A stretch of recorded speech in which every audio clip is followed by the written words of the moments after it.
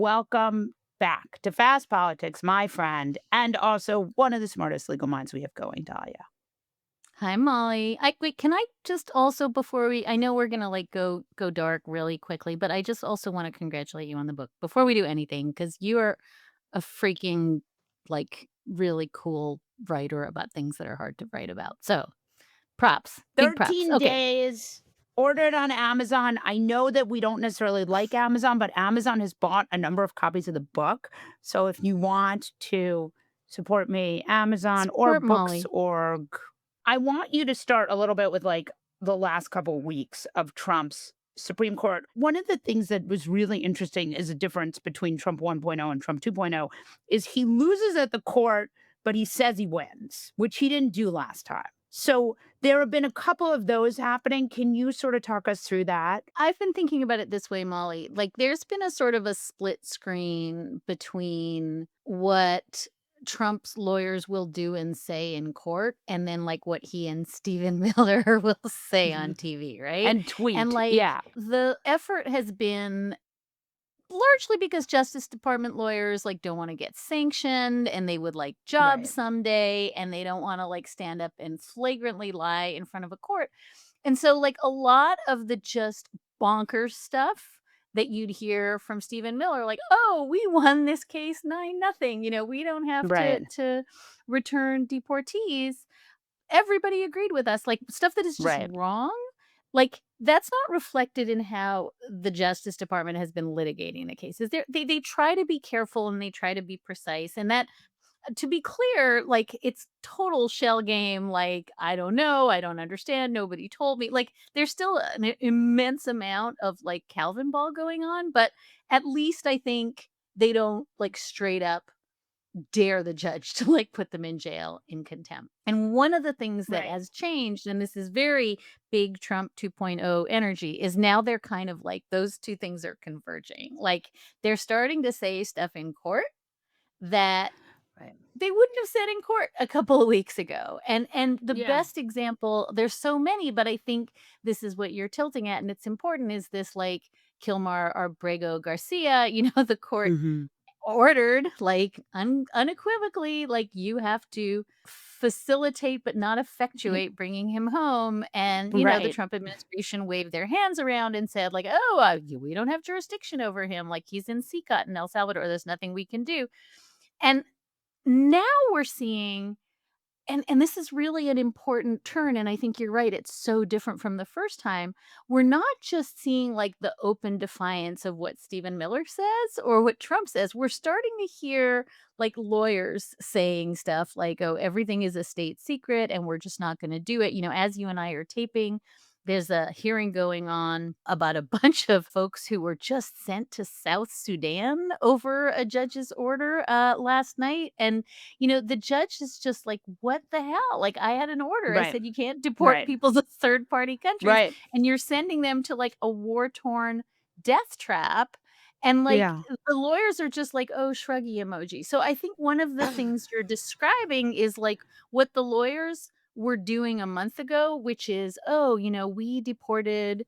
I don't wanna say deported, I wanna say rendition. There was no Right. deportation. We sent Abrego Garcia to CCOT by accident. It was an administrative error. And now they're doubling down on the like, no, he's like a sex trafficker. He's super Right. violent, gang member. And we can do whatever we want under the Alien Enemies Act. And so I think what you're describing is this kind of convergence of the cable news lawyering and the like The actual lawyering actual in line. court. And that's incredibly scary because I think we thought the check on the Justice Department, on the Solicitor General, on the Trump administration generally was gonna be losing in court. And now I think Right. we're a little bit, like, creeping up on that. They're getting more and more contemptuous, more and more apt to blame the Right. courts, blame the Supreme Court, and less respectful of judicial authority generally. So that's like, we're getting there, Molly. I don't think we're quite there, although, again, there's been lots of lines crossed. But I think that the idea that what we say in court has to rise to some level of, like, sobriety and, like, fact checkability is starting to dissipate. I'm making the scary eye face because it makes me scared when you tell me things like this. And it's just very worrying. So I want you to go back to that Supreme Court case, though. The oral arguments last week that was about birthright citizenship, but really wasn't all about birthright citizenship. I want you to explain what that case is, explain what we saw happen there, and talk about what it is about. Right. So this is nominally a case about, the first day in office, Trump signs this executive order that essentially says we're stripping birthright citizenship, which has been constitutionally 14th protected in the Amendment. 14th Amendment Yeah. and in case law and by statute multiple times. It's out. It's gone. If you're born in the United States, and your parents aren't either citizens or lawful permanent residents, right? If they're on a student visa, if they're Right. here temporarily, they're out. And this was enjoined by every single court that looked at it. Every Right, single court that because looked at it was like, dude, Constitution is theoretically the boss here. yeah, Yeah. and like dum-dum, like, it's very clear Mhm. the court has squarely reached this question and said, "This is you're a citizen." And every appeals court has agreed, right? So this should be a slam dunker. And then the Trump administration, and this is sort of an example of the thing you're asking about, does this really sassy play, Molly, where they go to the Supreme Court. It's been enjoined now, in all these lower courts, and it's been upheld in all these appeals courts. It's still where there's not been a hearing, right? This is all in Right. emergency posture. And they go up to the Supreme Court and say, we don't want to appeal the fact that we've lost everywhere. We just want to appeal this idea of nationwide, quote unquote, universal injunctions. No single judge should Right. be allowed to enjoin a policy nationwide. And so the court Right. agrees to hear this case that's ostensibly about this huge crashing constitutional crisis that is going to, if it's allowed to go into effect, pretty much going forward, say, like, millions of babies born in this country are not citizens. But we're Right. not really deciding that. What we're deciding that instead is the power of a single judge to Right. say you can't do this nationwide. And I think, to be fair, it's like, listen, Matthew Kacsmaryk, our friend, the judge in Right. Amarillo, Right. Right. Texas, Right. Yeah. enjoined mifepristone, right? The FDA's Right. approval of mifepristone nationwide. So judges on both sides do it. This has been going on for a Right. long time. We could have a conversation about what the sort of like equities and fairness of a judge pausing a policy for the whole nation. This isn't the vehicle for that, because Right. this is No, literally no. a case that is going to, if it goes into effect, have this patchwork of, and it came up a lot at arguments, Molly, where, Right. like, you're born in New Jersey and then you cross to Right. Pennsylvania and you're in a city, Are right? you It's like civil right. civil Yeah. war type, I horrible, was listening horrible. to those arguments and it was just mind-blowing stuff. And the reason it's so important is, like, it's easy to get bogged down in this hugely technical question about whether judges have jurisdiction, to set aside policies nationwide. And, is this contemplated in the Constitution? And, maybe we need to stop it right now. And all that is, like, very arcane and, like, singularly important.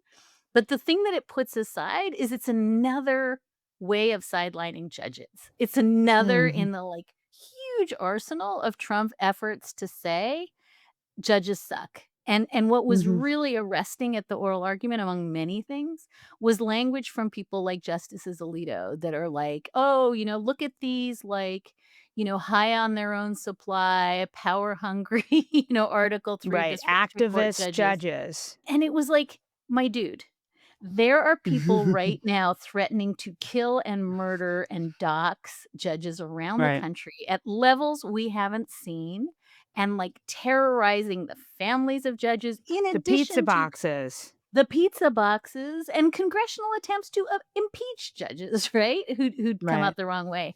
And you, Justice Alito, think this is an appropriate moment to go after, political activist judges. Okay. So essentially, what I sensed from the court was that I don't think there's an appetite for the court to do away with birthright citizenship, but that wasn't this case.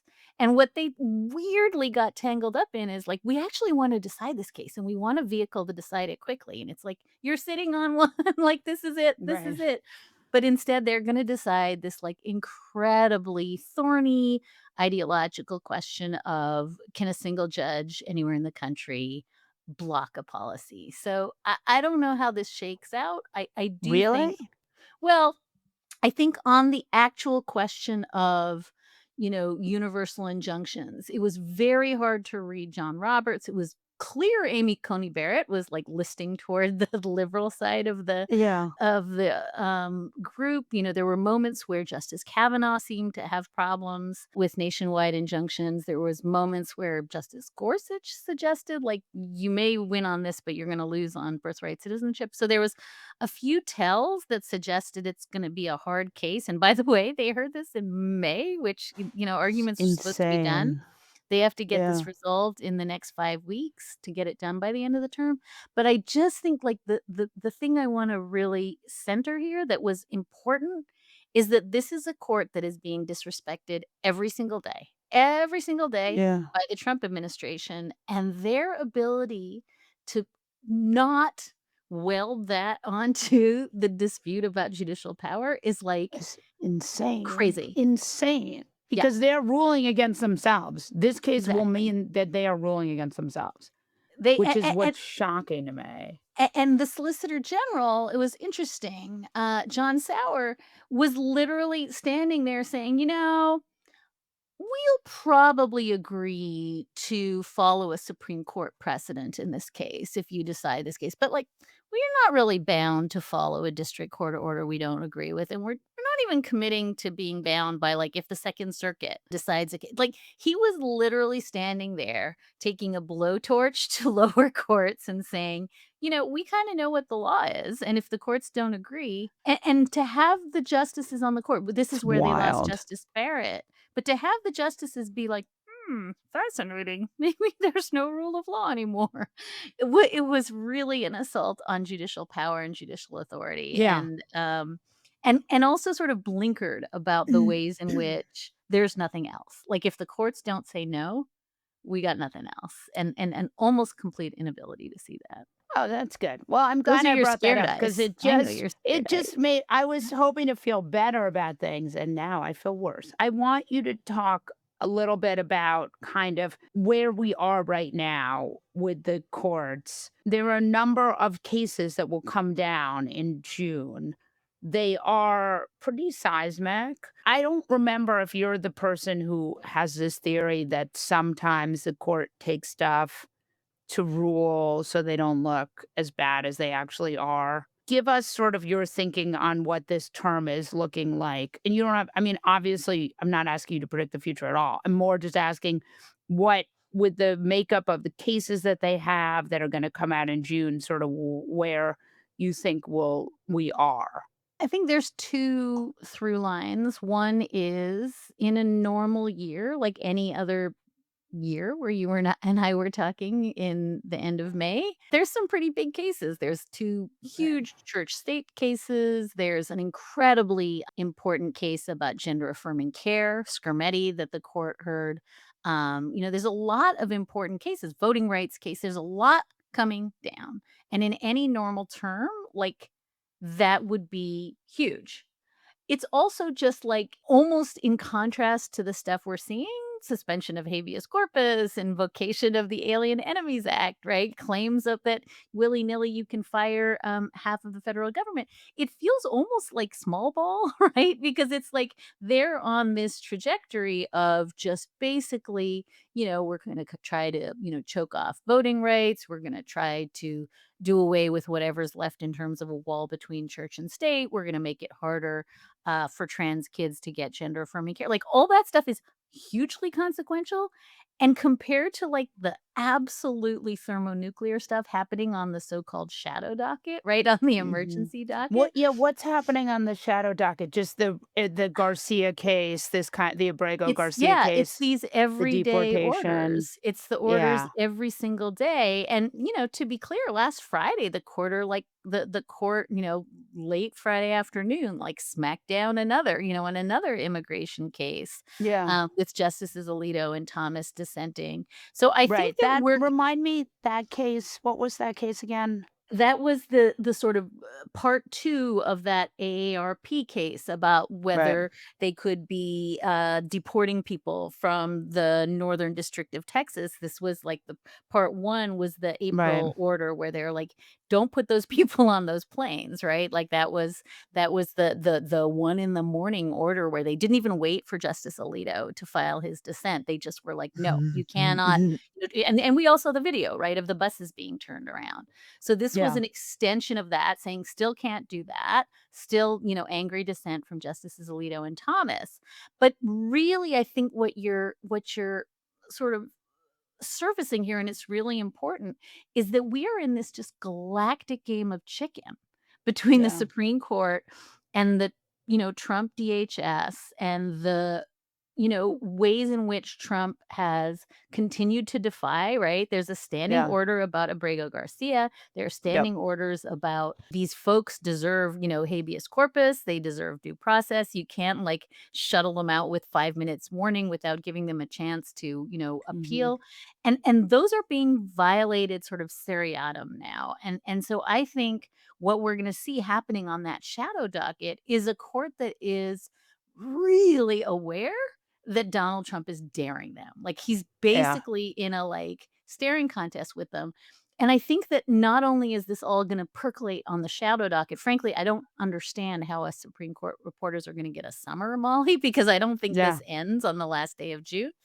But I think the other thing, I mean, this is how I'm starting to think about it, is that last year, a year ago, when the Supreme Court decided the immunity case, they kind of created an imperial president, right? They said, Mhm. "We're the Yep. imperial court. We decide all the things." They've been doing Yep. that for A years and years. monarch. Yeah. And we are creating a monarchic Yeah. presidency, the executive Right. branch. And by the way, that case gets cited all the time for the Yeah. proposition that Donald Trump can Right. do whatever the hell he wants. So now Right. And we it's are cited in in his brain too. Yes. I mean, it gave him everything he wanted, right? If the Yeah. president does it, it's not illegal, and that's what he says Yeah. over and over again, and on these questions of, like, on matters of foreign policy, like, I'm the decider, and I think that these gang members are, like, invading aliens from Yeah. Venezuela, and that's, like, nobody can check me on it. So I think the way I'm starting to think about what's happening, particularly on the shadow docket, which is, as I said, just swamping the regular doctrine that's being made, is this imperial off, where you have the imperial president and the imperial court, and somebody's gonna have to win. And so it's kind of like Yeah. this, like, Godzilla, like King Kong, who's the big boss? And I think they're both half trying to save face in front of the country, and I think they're also both really aware that this is coming. Like, it's only gonna ratchet in one direction. And so that's, I think, where you're seeing these sort of in and out, split the baby, hyper technical decisions from the court that are trying to let Donald Trump save face. He won't even take his wins. He's like, but I want more, more, more. And then it's just really this fascinating, like, you can't have an imperial both. There's one emperor Right. in town. And that's going to get sorted, I think, over the summer. We have 2 minutes left, Oh, good. and Okay. because you and I are actually friends, we get together and make each other sad about American democracy. We get to have a moment of hilarity, which is habeas corpus. Oh, boy. By the way, all of those hearings are, like, amazing. Every single one of the hearings on budget are, like, the blockbuster must-see TV. So, Maggie Hassan gets up there and says, "What is habeas corpus?"